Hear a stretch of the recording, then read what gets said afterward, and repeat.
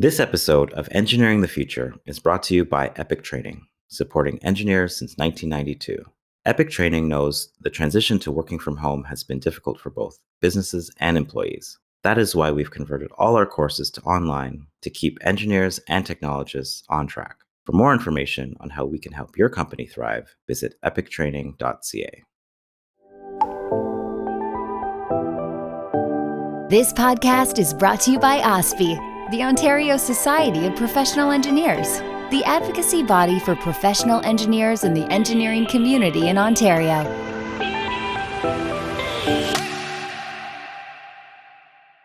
Hello, and welcome to another episode of Engineering the Future. I am your host, Jerome James.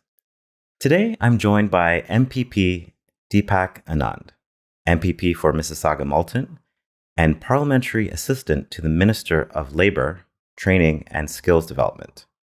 Deepak is an internationally trained engineer, businessman, and businessman by profession, a passionate community leader to his constituents, and the current Parliamentary Assistant to the Minister of Labour, Training and Skills Development. Welcome. Thank you so much, Jerome, and I would like to say thank you to you for giving me an opportunity to reach out to a wider audience. So thank you. Absolutely. Let's get right into having you tell the audience a little bit more about yourself. Can you tell us about your career path in Canada? Absolutely. So I had landed in Canada on January 15, 2000. And like any other new immigrant, when I came here, the person who picked me up was the person I saw him first time, and with no family here in Canada. And he told me first thing, by the way, your engineering background and engineering degree is not going to be used here. So if you're looking for a job, so please build a new resume and tone it down, so that people will actually call you for interview. Otherwise, you will not be called for interview as well. So I toned it a little bit down, but I was so proud of my engineering background. So I said, listen, people whether call me or not, but I want to tell them. I am going to apply for the entry-level job, but that doesn't mean I should not tell them about my education. Maybe that's something which is they can actually use it at some point of time. And that's exactly what happened. I actually got a call the next day, in less than 24 hours after I applied. And the reason is not me. The reason was back then there was so many jobs and people were looking for employees. And I'm talking about Y2K era. So I got a job from an automotive company.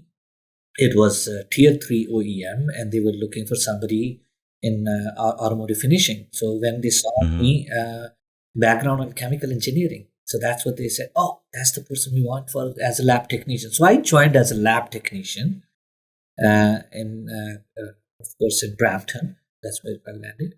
And subsequently, I do remember talking to my boss, Paul Kuzmenko. First thing Paul said was, listen, you're in a new country.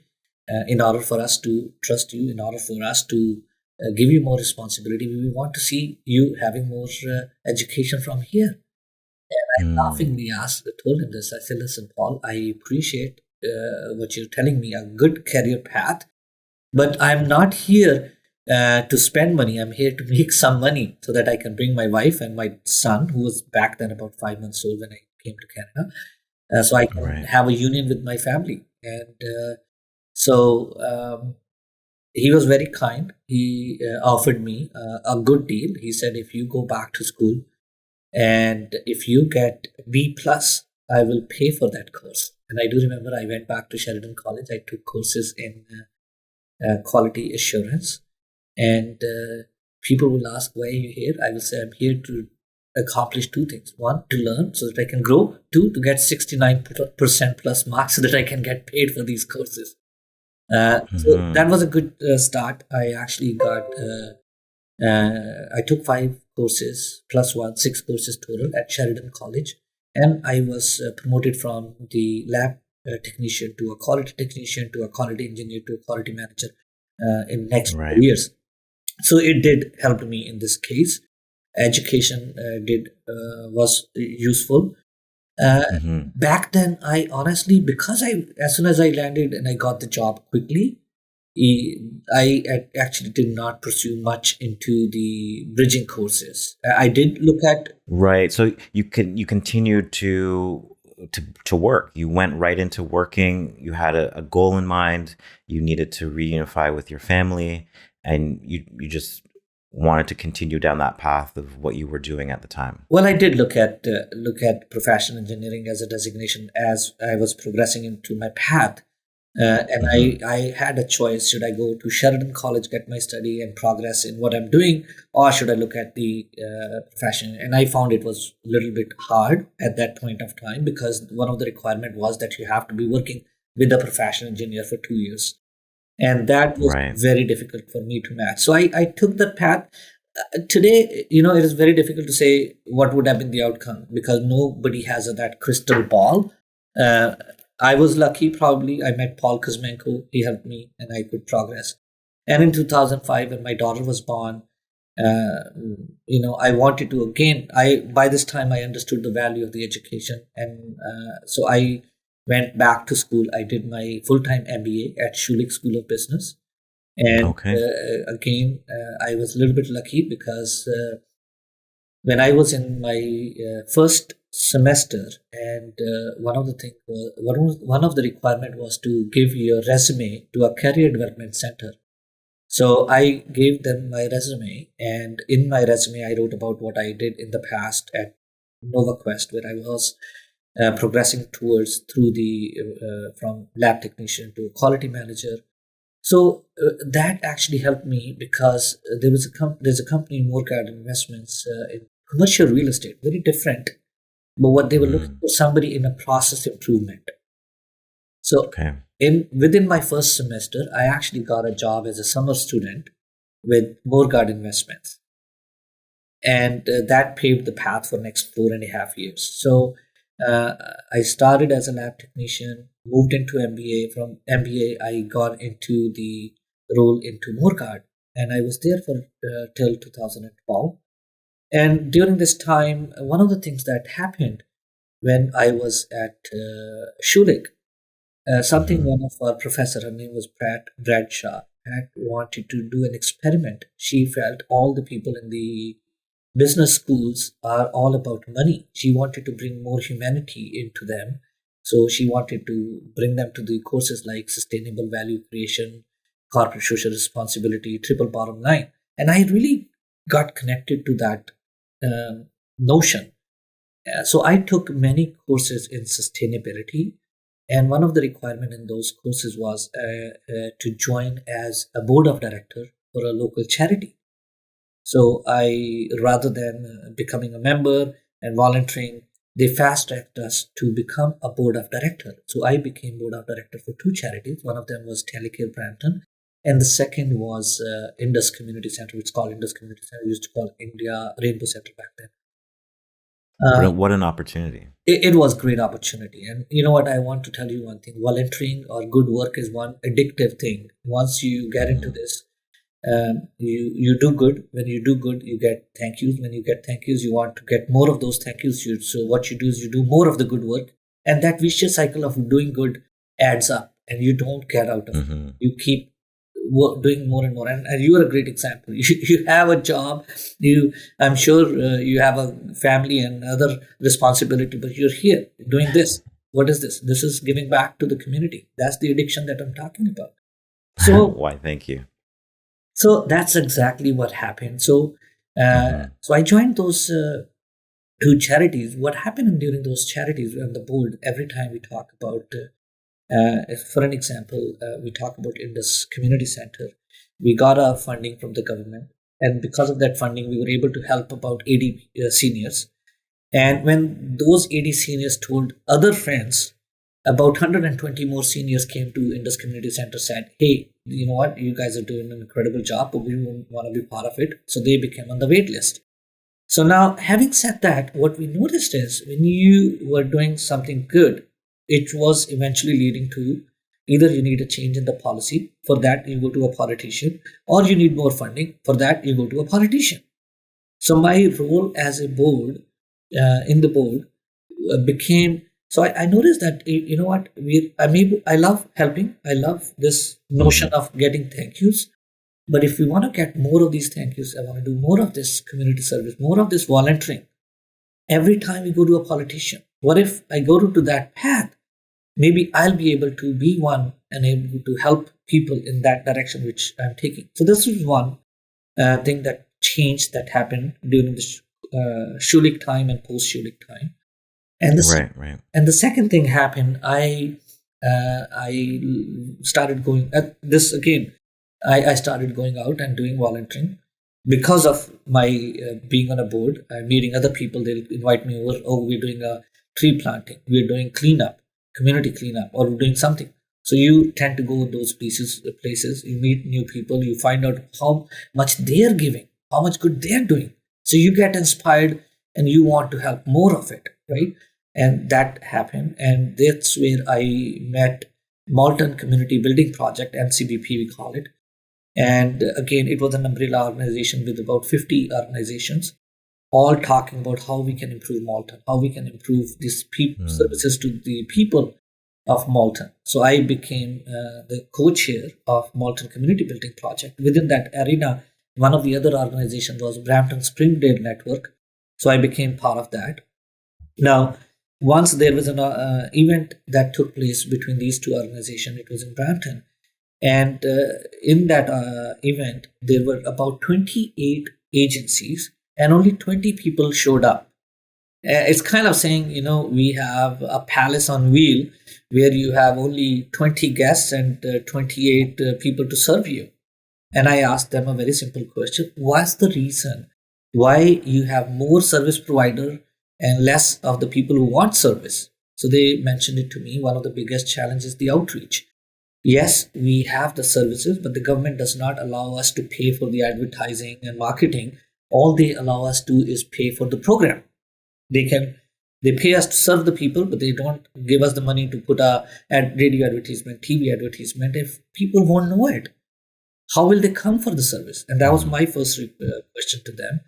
So that, one thing I loved and learned in my life is if you see an opportunity, what it tells you is that God somewhere wants you to take that opportunity and convert that into, again, going back to my love for getting those thank yous. So I actually started a radio program. And my radio program... Okay. Yeah, so I started my radio program. And my radio program was not a Bollywood song or talking about politics. My radio program was very simple. What I would do is I would call two of these agencies on a given day, and it was used to be weekend program, by the way. So it used to be on every Saturday, 5 p.m. to 6 p.m. I found out that's the time when most of the family members are either going to a party or coming back from the shopping. So that was the perfect time. And what I started doing is I'll invite two of these community organizations, and I'll ask them very simple thing. Number one, what do you do? Number two, what are the typical problems people come to you for? So with that, we will open up the telephone calls. And now people who are driving, and somebody has an example, who wants to know about the housing. So they will call in, They will say, hey, I've been waiting for the housing. This is my situation. What do I do? Stuff like that. And the beauty of that was because it is a radio, the service provider cannot see who's calling, and the person who's calling is absolutely private. So her privacy is maintained. So that radio program gave me a lot of benefit. We hope you're enjoying this episode so far. At OSPI, we're here for you, making sure government, media, and the public are listening to the voice of engineers. You can learn more at ospi.on.ca. It helped to elevate your profile. You were able to connect with the community. They saw a person in you that was there to help going forward, right? Can you bridge from that experience how you entered politics? Absolutely. So what you said was probably good from your perspective, but what it gave me, by sitting in the radio program, I was able to find out what are the problems people have and where to find the solutions for those problems. So that's exactly what I found. So anyhow, so that, fast forward, now I found this love for volunteering, love for, meeting people, love for my thank yous. But there was a small problem. I was having a job which was full time 9 to 5. So I felt, if I want to pursue this more into this field, I need to leave that 9 to 5 structure. So I actually went back to the drawing board, had a conversation with my wife, and I have to say this to you. One of the biggest, not one of the biggest, this is the only reason I was able to do what I could take those risks is because of my wife. She always was there when I was doing my MBA. I did a full-time MBA. She was taking care of the family and the kids. When I was in a situation to take this decision, she was the first one to say, yeah, absolutely, why not? So I left the job and I started a business. Excellent. Took a big risk, by the way. And oh, wow. yeah, so fast forward, yeah, today that's where I am. And other than that, we did a little bit of small projects on the way. I did e-seniors, teaching computers to the seniors. Colors Can Talk, wherein we brought in the children with autism and talked through the paints. Immigrant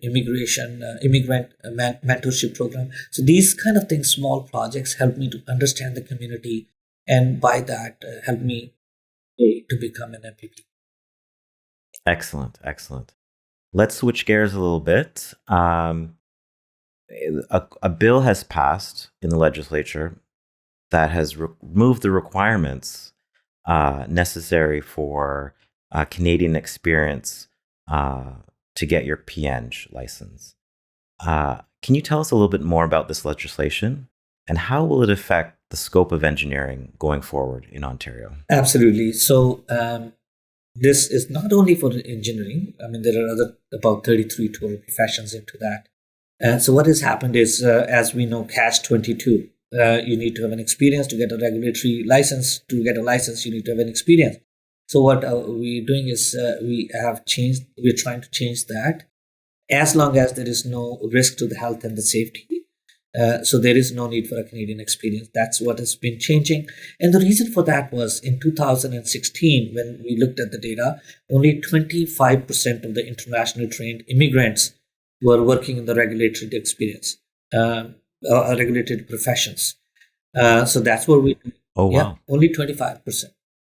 So think about a situation today. We have about 330,000 jobs which are vacant, and we have people who have education, but they're not regulated. They don't have the necessary designation and professional designation, and they cannot join those. So it is estimated that because of this change, over the next 5 years, our Ontario is actually going to be having an additional 12 to $20 billion of revenue. Wow. That's how impactful it is. Would you say that if this legislation had passed back in the early 2000s, would that have affected or effectively changed your career path? Well, I do not have a time machine. I don't have a crystal ball. I will be honest with you. Only thing I would say, it would have changed life of many, many people. I was lucky enough that I met Paul Kuzmenko. I was lucky enough to progress on a path where I could go. I was lucky enough to have my wife who could afford to pay for my education and still working. But I can definitely say one thing, that this change is monumental. It is, put it this way: there are people who have the knowledge, who have the experience, who've been working in the home country, and all of a sudden, the experience. Yes, the circumstances have changed. I agree with you, but that doesn't mean that when they take. I used to laugh at this. When you take a plane, is that during the travel, do they take away everything that your brain has? No, you still have everything within you. I actually have another take on this. You are working, you have education, you have an experience, then you come here, and then you don't work into that field for 5 to 10 years. You actually lose that ability somewhat, right? So, right. Easy answer to your question. I don't know specifically for me, what would have been today. I would have probably be sitting the same path, same way.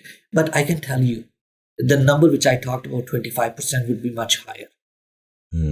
Would you say that the um, curriculum requirements or that education piece is could take tweaking, or do you agree with how things are currently with respect to obtaining your PN?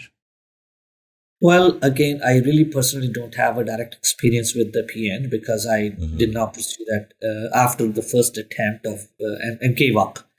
But I know there are many courageous people who are pursuing it, and I want to encourage them. Listen, I want to tell one thing. This is a beautiful country. It gives us a lot of opportunities, and we have a need right now. We have over 330,000 jobs which are vacant. And put it this way, just think it this way. Yes, sometimes you have to take a small pain, but it eventually is a long-term gain. It's a short-term pain, but a long-term gain. Think about this way. It's going to cost you time. It's going to cost you effort. It's going to probably cost you time with the family as well, right? But when you have that professional designation, let's say your income goes up by 20-30%. But don't look at it's only 20-30% today. Look at it's going to be if you have 20 years of work left or 10 years of work left, you have to add that as well. So I think it is our responsibility as a government. It is your responsibility as an organization to lend that hand and help those people who have the ability, who have the will to upgrade themselves and give back to the community more. Can you speak in terms of public safety a little bit more? I know that you touched on it, and I'm sure that the government has gone over possible scenarios and how this would affect the community going forward. But what were some of those considerations that were talked about before putting this legislation forward with respect to public safety and measuring that against the economic impact that you also mentioned that was a great boon for the individual as well as Ontario? Absolutely. So when we talk about what we were talking about, looking at, for an example, reducing the burdensome duplication for the official language proficiency. As you know, when somebody is immigrating to Canada, they need to be good in English. They actually have to take a test for English. And then you take a test for English to become a professional designation. So that's a duplication. Look, it's not just, basically the people when they come here, they have an obligation to put food on the table. They have to build a network, they have to build relationship, and then you put an additional cost and additional time requirement. So that's one thing which we looked at, and we found that we need to remove this burdensome duplication. The second thing which I did talked about is the getting a Canadian work experience, 2 years. That's additional cost.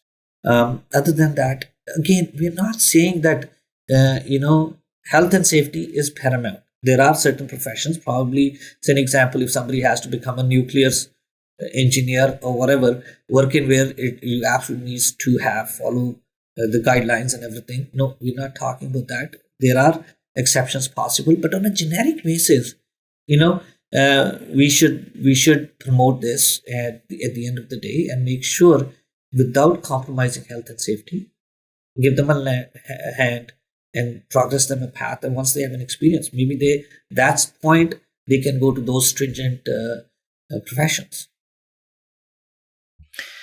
Yes, thank you so much for that insight. Today is PN Day. Do you have any shout outs or comments that you would like to make on behalf of the Ontario government with respect to PN Day? Absolutely.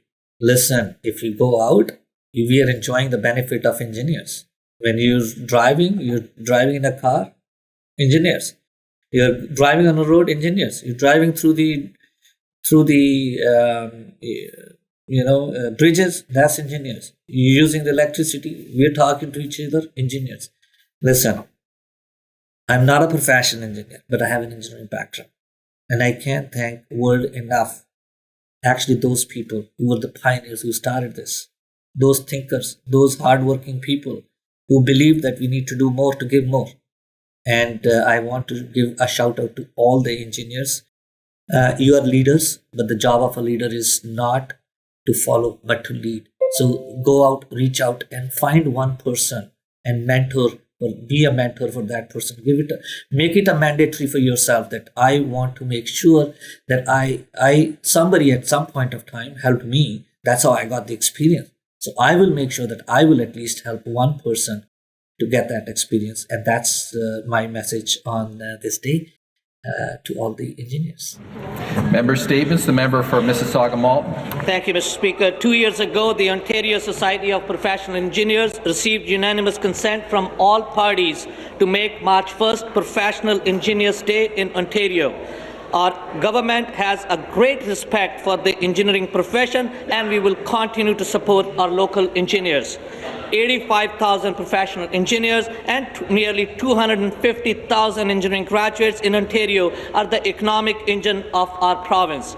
They help create jobs, foster new technologies, and in turn build value for our economy.